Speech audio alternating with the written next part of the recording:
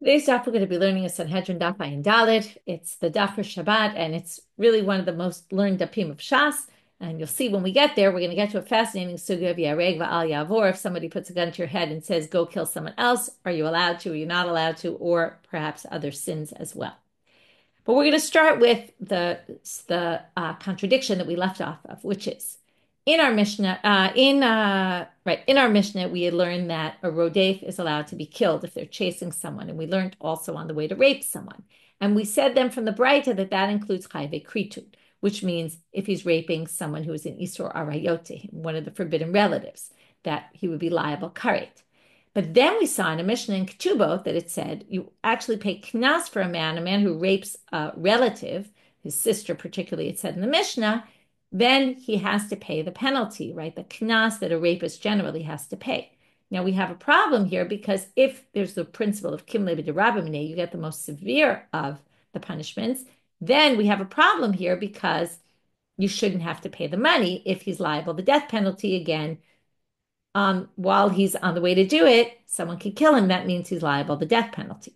So we had three different suggestions yesterday. We're going to have two more on today's daf. For Papa Amar b'mefuta v'divrei hakol. Perhaps we're talking about someone who was seduced and not raped. And then everyone would agree, even not just Rabbi Yehuda, who said when she says, don't kill him because I'd rather be killed. Here she goes willingly. Even the rabbis would agree in that case that there is a knas, because there is a knas for a mefuta. Somebody seduces a young woman, but you have to pay the father a penalty. But you don't have the death warrant on his head because no one's allowed to kill him. He's not called a rodev. She's willing. If you can kill this rapist by shooting him in the leg, then you're not allowed to kill him. And then there won't be a death penalty, and then there will be the knas payment.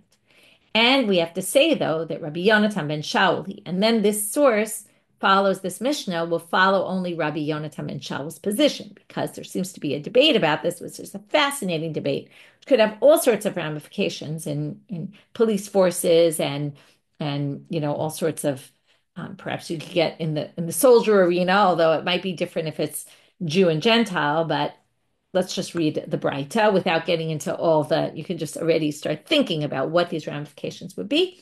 Did Tanya Rabbi Yonatan ben Shaul Omeil.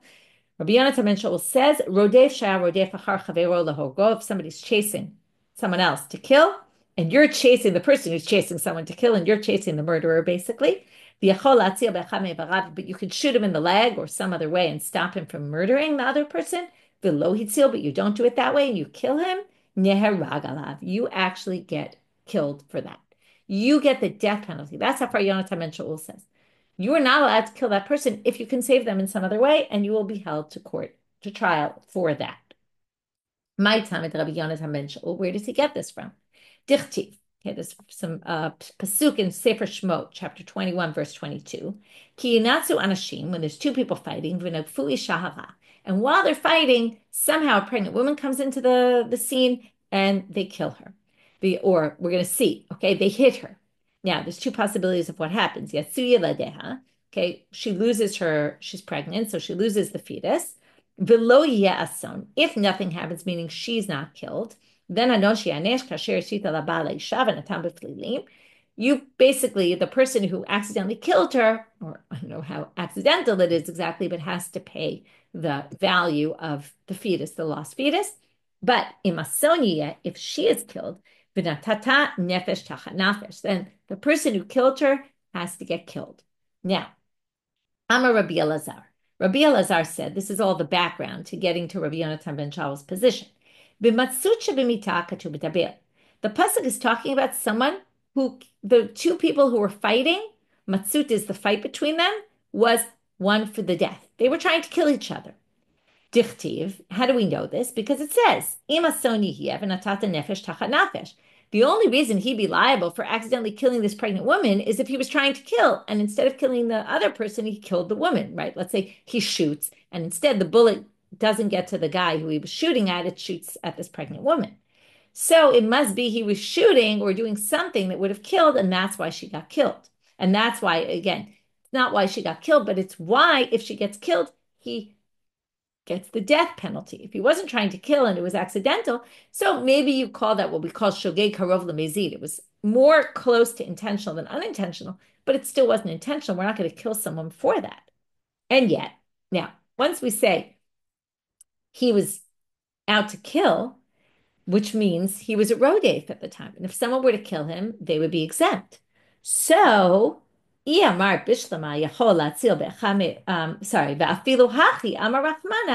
so, the Torah says, below what does it say? If they're fighting to the death, and then accidentally they hit this woman, they don't kill her, but she loses the baby. So if you say, right, the Torah says you have to pay. So now, why should he pay? If he was a rodev, he should have had the death penalty on his head, right? Someone could have killed him at the time as punishment for what he was doing. So he shouldn't have to pay. So why does he have to pay? Well, the only way to explain it would be according to Rabbi Yonatan and Shaul, and this is how he gets his position. If you say, if there was potential to have stopped this person without killing him, then we can explain why the person's punished, right? Why the person who killed her has to pay, because he wasn't with a death threat on his head of because he was a rodef, because they could have just shot him in the leg. And then, right, you would explain because they could have shot him in the leg. But if you say, even if you could shoot him in the leg, you're still allowed to kill him because he's about to kill someone else. And, perhaps you say you shouldn't take chances, right? You never really know. Well, then you'll never have a case where the person has to pay because, again, so that's Rabbi Yonatan and Shaul's proof. But now we say, wait, but wait, could be here the reason why you pay both is not because of that. It's because really you are liable the death penalty. And maybe Yonatan and Shaul can't prove it from here. Because mita, you're liable the death penalty because of the person who you were trying to kill, right? Let's say it was you who was trying to kill someone else. You were one of the two people fighting.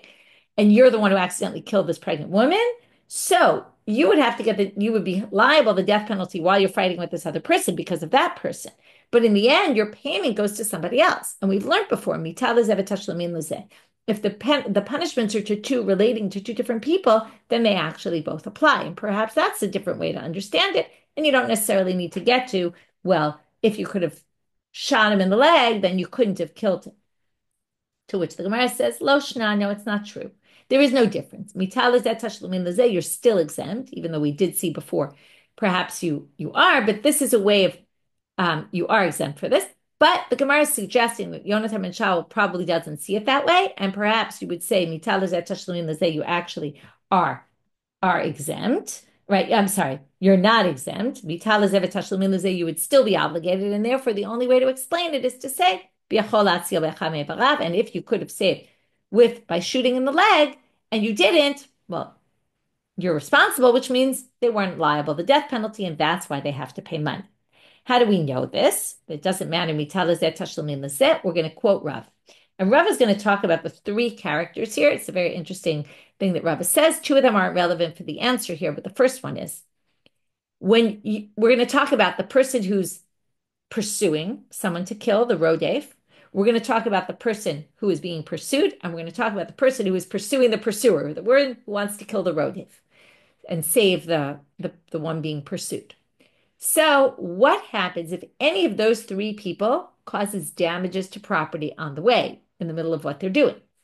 So you're going to be a little surprised by this because rodef shaya rodef achar chavero v'shiberet hakelim ben shel nirdaf ben shel kol adam, the murderer who's running to chase down somebody and wants to kill someone and breaks vessels, whether they belong to the person who they're chasing or whether they belong to anybody else in the world, patur, they're exempt. Why is that? My time because while he's chasing that person to kill, he's actually liable to death penalty, so he doesn't incur any payments, which is a little bit crazy. But that's the din of kimle b'derabah. What do you see here? It could be mita compared to the right for the nirdaf, but the payment could be to somebody else because it says anybody else who's killing me breaks, he's exempt. Fascinating exemption.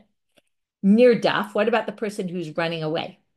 Well, this is going to be surprising also. Shiberet hakelim shel rodef. So the nirdaf that breaks the kelim of the one who's pursuing him, shel kol adam, patur, is exempt. Okay, that at least makes sense. If you break, right, the person is pursuing you, chasing you, and you break their vessels on the way, of course, we're going to say you're exempt from that. But we'll explain why in a minute. Shel kol adam chayav. But if you break other people's vessels, you're liable. Why is that? Right, it ends up that the one who's being pursued actually is liable to pay in a case where the rodef, him or herself, is actually exempt. Rodef patur, shelo yehe mamono chaviv alav migufo. Well, for the rodef's kilim, obviously you're exempt. Why is that? Well, you're exempt from killing them, so of course you're going to be exempt from his money. What you're going to say is money's more valuable than his life. If you could kill him, then of course you can break his vessels. But you can't save yourself using your friend's money. Okay? You can, but you have to pay them back. Now we get to the third person. We have the person who's chasing the rodef, the one who's pursuing, the murderer, right? Or the potential murderer. So what if you're chasing the murderer? And while you're chasing the murderer, trying to save the one being pursued, Shiberet hakelim, you break the vessels. Bein shel rodef, bein shel nerdaf, bein shel kol adam patur. No matter whose vessels you break, the pursuer, the one being pursued, or anybody else, you're exempt. Why is that?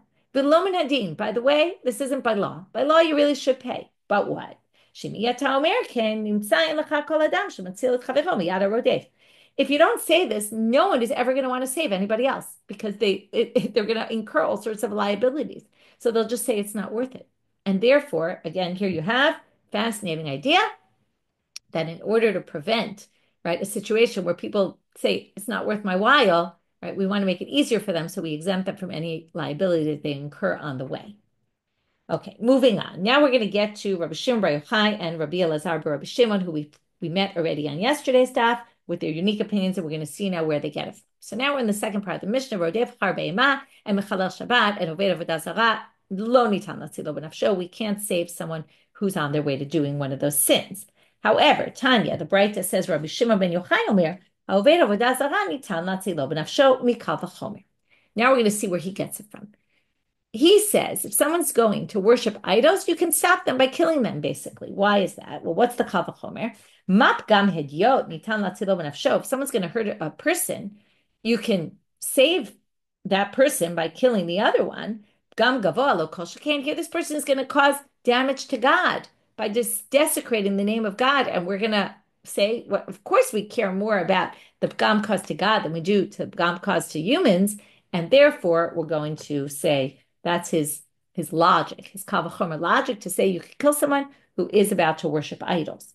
The Gemara says, but wait, we don't punish people, and again, this views the rodef as right. The fact that you kill a rodef is you're putting a punishment upon this person.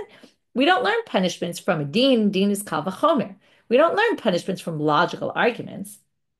So the answer, kasavar unshim min adin. Actually, Rabbi Shimon bar Yochai holds you can. Okay, and that's how we answer the question. Tanya, now we're going to get to his son, Rabbi Eliezer, Rabbi Shimon. If you remember, he adds not just Oved Avodah Zarah, also you can stop someone from desecrating Shabbat. So Rabbi Eliezer Rabbi Shimon omer hamechalel et Shabbat nitan latzilo b'nafsho. Why is that? Savar la ke'avua da'amar onshim min adin. So first of all, he says we can learn from kal v'chomer. So we learn from a regular case of rodef to avodah zarah, one who's worshiping idols. Va'at Shabbat b'chilu chilu me'avodah zarah, and then we have exera shava between avodah zarah and Shabbat. We learned that yesterday. V'chaleleh hamot yumat by Shabbat and lo t'chalel Hashem Elohecha by avodah zarah, by idol worship, and therefore we learn from one to the other. Okay.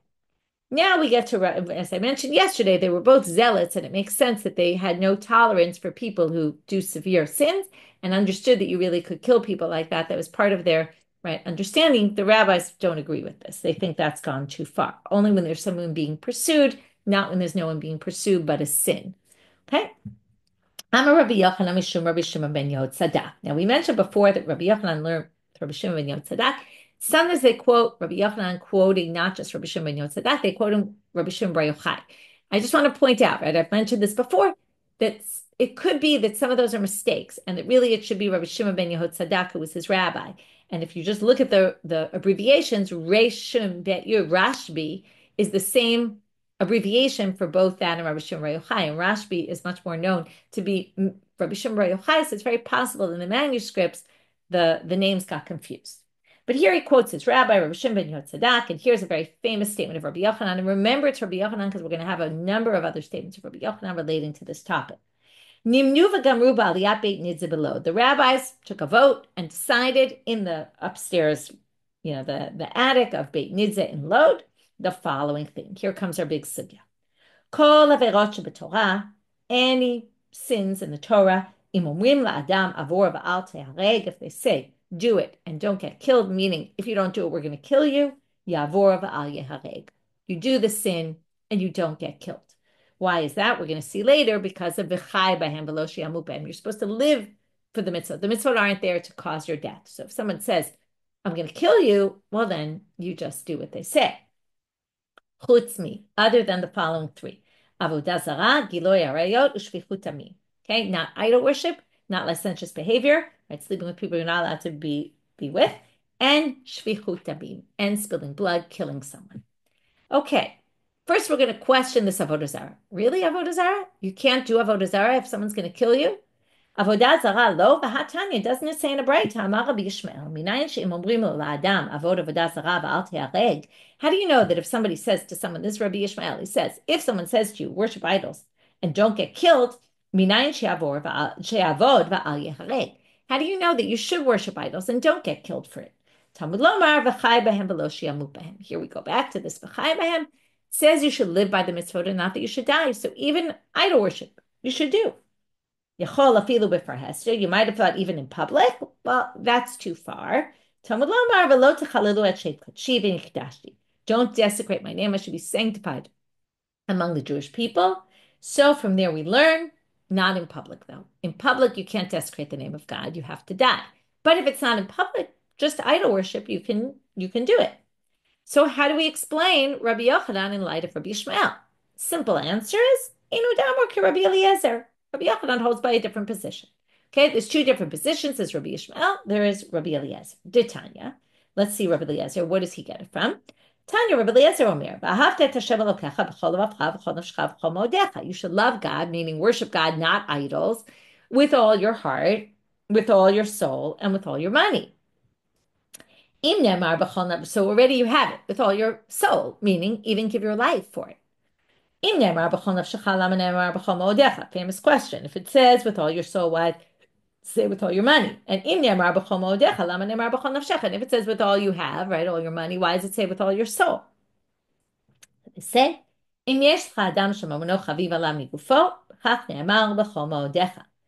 right? Sorry, I skipped the line.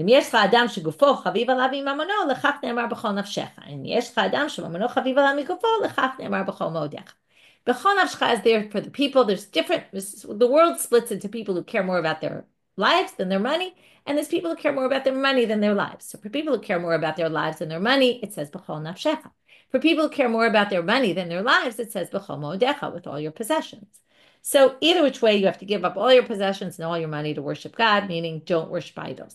So that's the position that that Rabbi Yochanan holds by, or Rabbi Shimon ben Yehotzadak is rabbi, and that's the one the rabbis voted on, but not the position of Rabbi Shmuel, who doesn't think so.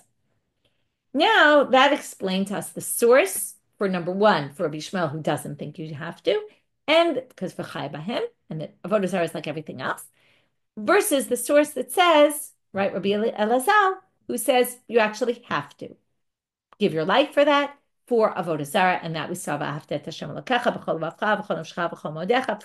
Shema.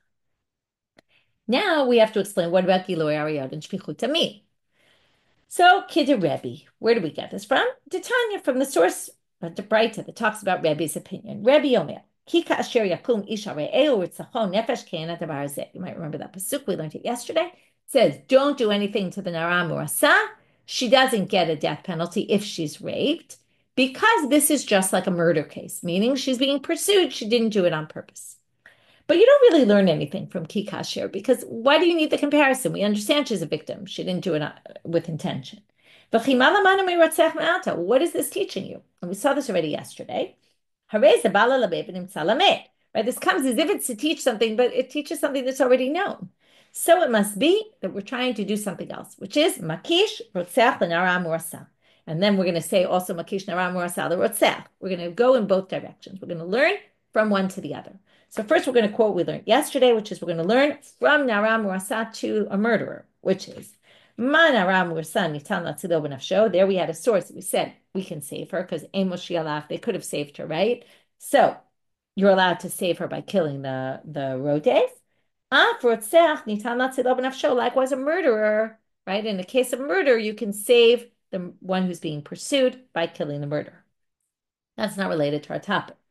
But the other direction is makish nara moraseh l'rotzeach. Ma rotzeach. So now we're going to learn from a murder case to the nara moraseh case. Ma rotzeach yehareg va'al yaavor, af nara moraseh tehareg va'al tavor. Just like a rotzeach gets killed and shouldn't murder. If somebody puts a gun to your head and says, shoot this person, you're not allowed to. Af nara moraseh tehareg va'al tavor. Likewise, a nara moraseh should get killed and not have relations with this man. Okay? Now, there's a big deliberation here, and it's going to be based on the sugya later on, where we're going to talk about, is it really yehareg or yehareg? Some people think that nara moraseh here is talking about if a man put a gun to his head, they put a gun to the man's head and say, have relations with this nara moraseh, otherwise we're going to kill you. Perhaps it's talking about him and not her. Now, what's the difference? So we're going to see later that perhaps, and it all really is all a matter of interpretation, do we always view la halacha, the woman, as what we call a passive participant in sexual intercourse? Is it by nature she's always passive, which means that if she's not actually doing an action, but the man is doing the action and she's just passive, then perhaps she's not actually doing anything and it's actually not wrong. It's not considered that she's done anything wrong. So if someone puts a gun to her head and says, have relations with this man, well, now we're not talking about if the man raped her. We're saying go have relations with the man. But the question is, it could be even not in a rape case. It could be that she might be considered passive in general. And then it's actually shouldn't read tehareg, it should read yehareg. And some versions of the text have yehareg. It's really talking about the man only, because the woman will always be exempt from this. The woman will always say, don't get killed for this because she's passive anyway. We're going to talk about this passive and active. In other words, if you just sit there doing nothing, right, and something happens to you, then we don't view you as doing something wrong, right? The issue here is if you do something active, okay? Or again, it's a matter of, do you have to be killed, right? You have to be killed if it would require of you to take an action. The question is, are women considered naturally passive in sexual relations or not? And that's a super interesting question that is going to come up here. So here it's not really, it's under the surface of the text because it really depends on how you read this. And it's more something the commentaries deal with, but we will see it later on and we'll talk about it when we get there in the sugya itself. Okay, so now, what have we done? We proved avodah zarah, where we get it from, that you have to not worship idols, but give yourself over. We prove nara moraseh because we learn it from a murder case. But how do we learn it? We know how we learn it from a murder case, but what about a murder case? Why is it so obvious in a murder case you can't murder? Well, now we're going to have to see. So, rotzeach gufei menalin, where do we get the murderer from? Svarahu, they say it's just logical. Why is that? It's not based on any verse, but somebody came before Rabba, or maybe Rava, Amarle Mari Dura, and they said to Rava, the head of the city, the Gentile lead ruler said to me, Zil katle leplanya, go kill so-and-so. V'ilo katil nach, and if not, I'll kill you. Amarle, so what did Rava tell him? Likteluch below tikto. You should get killed and don't kill. Mi yemer dedamadidach sumak tve. Who says that your blood is redder than that person's? Dilmadamadidahu gavra sumak tve. And this is why this is one of the most fascinating sugyas, because it's about the value of human life. You can't take a life. You can't do, and this is where we get to the difference between sheva al taseh, sit and do nothing, or kum aseh, get up and do something. You're told to get up and kill someone else. How can you do an active thing to kill someone else to say my life is more valuable than this person's life? How do you know? Maybe your life is more valuable than yours. We don't really know how to value life. So because of that, we don't allow you to kill that person.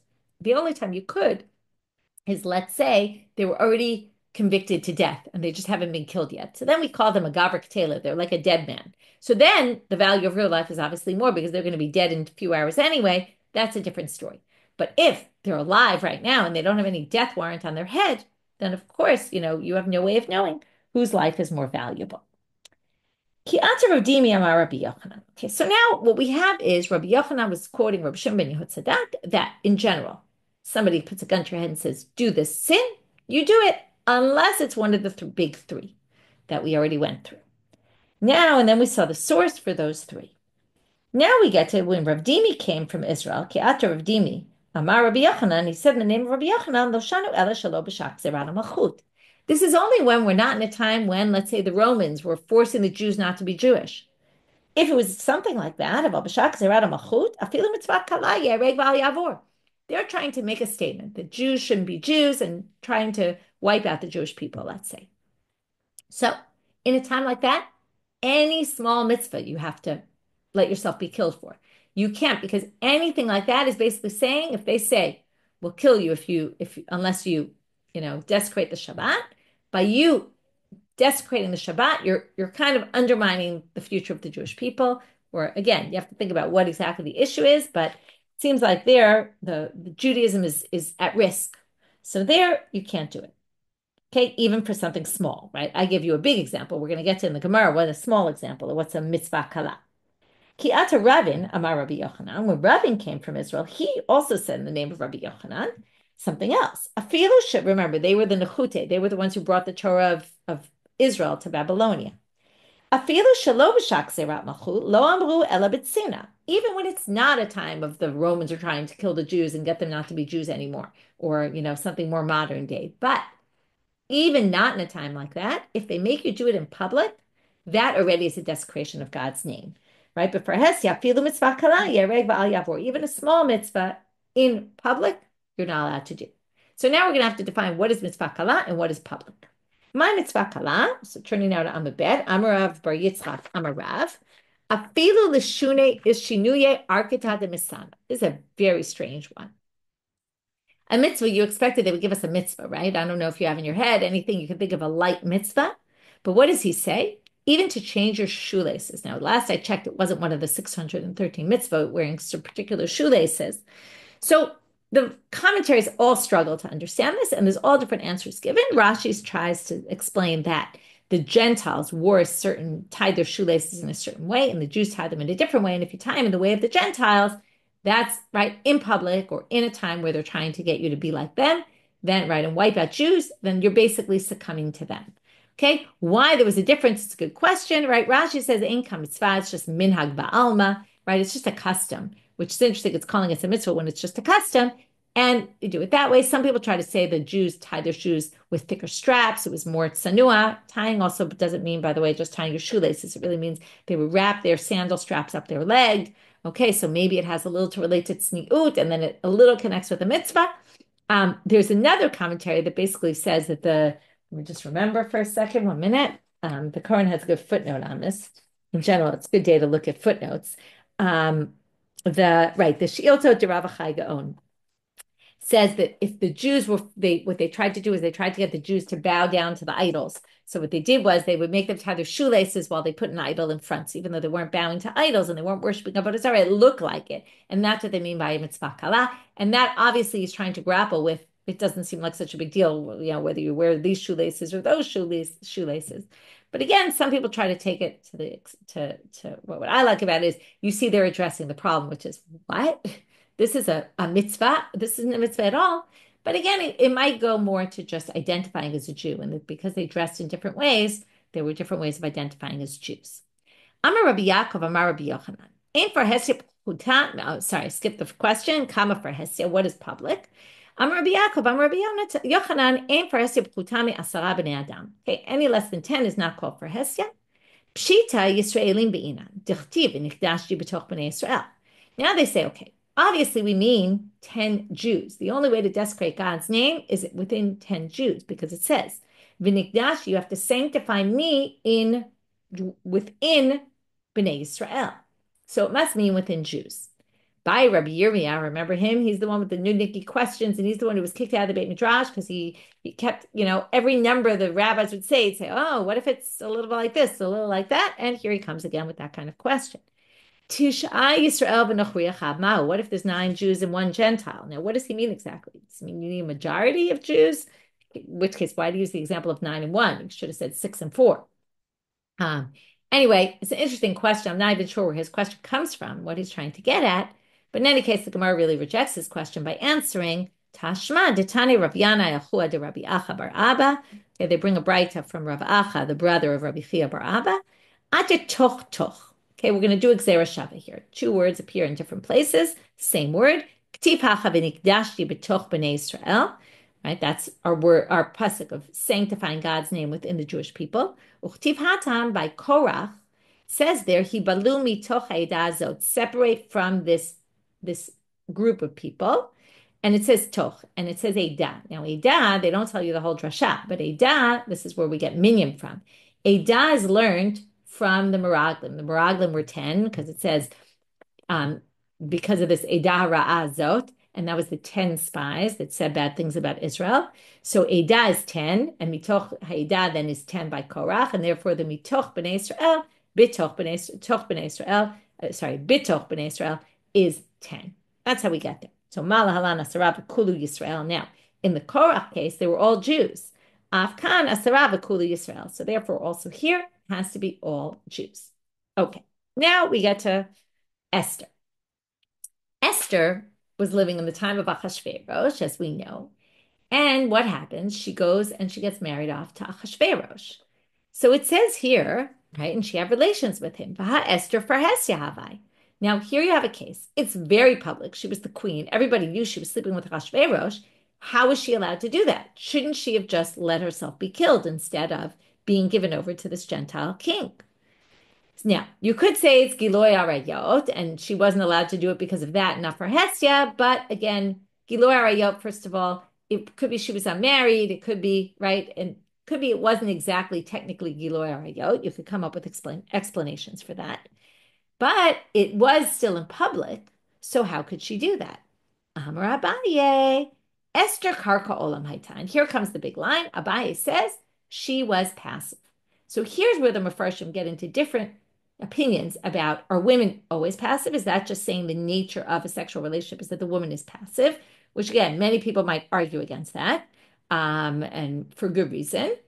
Some of the commentaries say she was passive. And in fact, they say later on she wasn't passive anymore. In other words, she's passive because she kind of gave herself over to Achashverosh. She wasn't really a willing partner in the whole thing, but she did give herself over passively. But later on in the story, when she says, but, save the Jewish people, then it's clear she comes to him and has relations with him, even though it doesn't say so in the pasuk. But you have to assume that went on, in which case at that point she was active. So that school of thought basically does view a woman could be active in a sexual relationship, just Esther wasn't.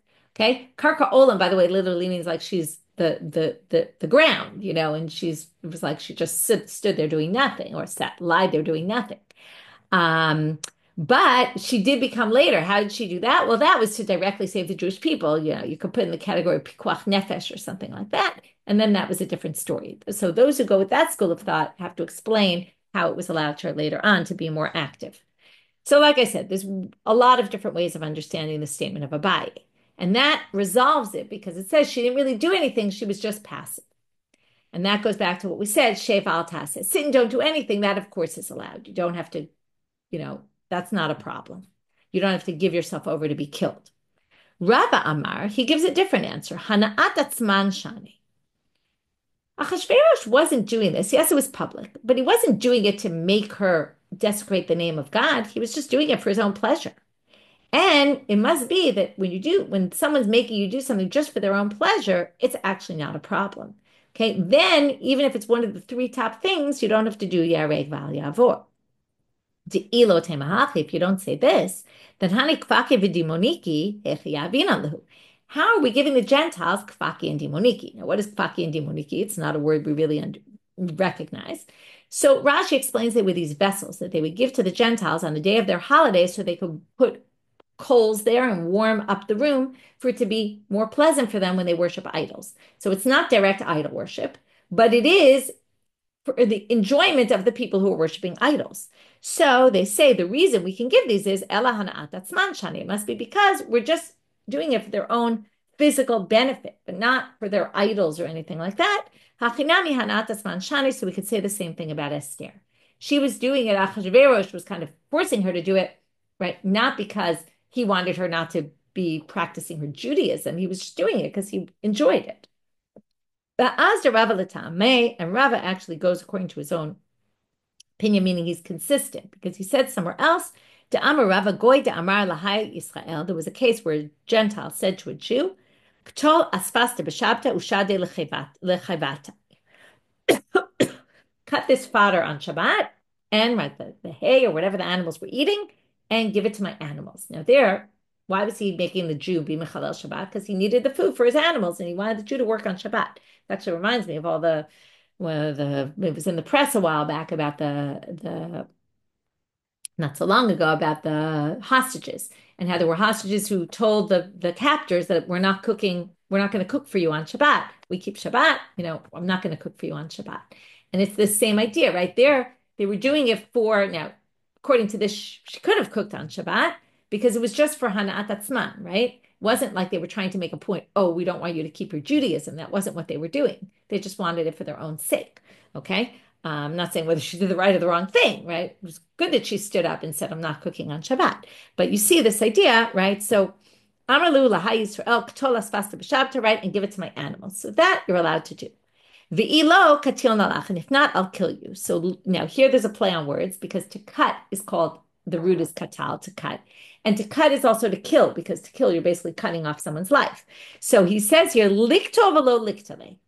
Cut it, but don't get yourself killed. But shade lenara, if he says, cut this on Shabbat and throw it in the river, meaning I don't even need it. I just want to show you that I'm ruling you and I'm in charge here and I can decide what you do on Shabbat and what you don't do on Shabbat. Liktale v'lo liktal. Then you have to let yourself be killed and don't do it yourself. Okay, and this would either be in Zerana Machut, time when the enemies were there, or in Farhestia in public. Because Shabbat is one of those things that you don't have to be killed for. So anyway, my time, what's the reason? Because he just wants you not to keep the mitzvah. Rabbi Ami. Now they asked Rabbi Ami the following question, which will lead us into the sugya of Bnei Noach. Bnei Noach, Ben Noach mitzuvel kiddush Hashem, o ein mitzuvel kiddush Hashem? Is a Ben Noach commanded to do kiddush Hashem, meaning a Ben Noach can't worship idols. Okay, if you want to keep the 7 Yochai laws, one of them is don't worship idols. So do you also have to be yehareg yaavor? Do you have to die for it? Do you have to sanctify the name of God or not by with idol worship? Rabbi Tashma, he says, let's learn it from here. Sheva mitzvot nitzavu b'nei Noach, v'im ita timnei havyan. Now, there were 7 mitzvot, and if not, there should have been 8, right? This whole discussion. How many mitzvot are there b'nei Noach, right? But here it says there's 7, and if we take that number literally, there's only 7, then there would have been 8 if Kiddush Hashem should have been listed.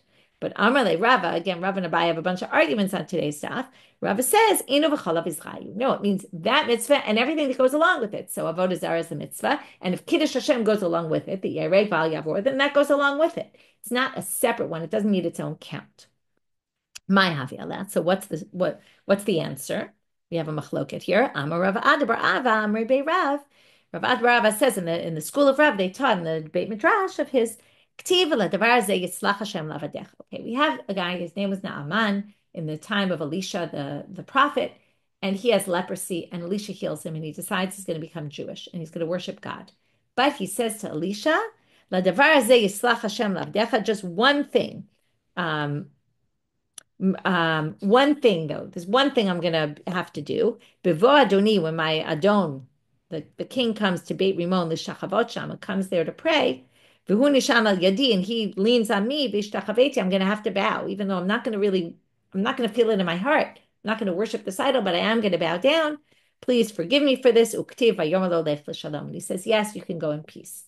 We'll just do a drop more into tomorrow's daf. Right? If it was a problem, he wouldn't have said it. So what do you see here? A Ben Noach doesn't need to keep Kiddush Hashem, okay? He doesn't have to, right? Here he was able to um, to worship idols, and he didn't have to die for it. Okay? To which the answer wait, but this wasn't a problem because it wasn't really idol worship because he wasn't really worshiping idols, but the problem should be that it's for Hesya, that he did it in public. But he didn't do it in public, he did it in private, because even if it was in public of Gentiles, it was in private because there weren't 10 Jews there. So that's why it was okay for him to do this. But if it had been in public, he wouldn't have been allowed to do it, which means Kiddush Hashem could be part of the Noachad laws. And with that, we finished for today's daf. A very, very interesting daf, as I said from the beginning. So we started with this contradiction between if you're going to buy into the law of Kim Levi de Rabbanit, which we know exists, and you're going to say that Rodef is part of a punishment, that you can kill the person, and how could they incur payment? And how does the Mishna and Ketubot make sense? And we have 5 answers, 3 yesterday and 2 we finished up today, including this issue of shooting someone instead of killing them. That was one of the answers. And from that, we got to this din of this law of Rabbi Yonatan ben Shaul, who says that if you can kill them, if you can shoot them and not kill them, and you don't, then you actually get the death penalty for killing them. Then we got to the 2 opinions of Rabbi Shimon, Yochai, and his son, and what the source for them was. They thought you could, yes, save a rodeh from worshiping idols or from desecrating Shabbat. Then we went to Rabbi Yochanan, quoting Rabbi Shimon ben Yehotzadak, about the vote the rabbis took about the mitzvot that you can be yehareg, yaavor, right? You have to get killed for these 3 mitzvot. And we added later in the name of Rabbi Yochanan also even a small mitzvah in public, and also in his Shat Hashmad when the enemies are trying to stop the Jews from keeping mitzvot. And then we had to explain what's a mitzvah kala in a very strange way. We explained it. What is for Hesya? Only 10 Jews. And what's the source for that? And then we had some questions about Esther. Isn't she for Hesya? How did she do it? We have Abaye and Rava with their answers. And then we had this question about Benoach and Tzuval Kiddush Hashem or not. And for that, we also had a machlok at Abaye and Rava. With that, we finish for today. Shalom and Shavua Tov.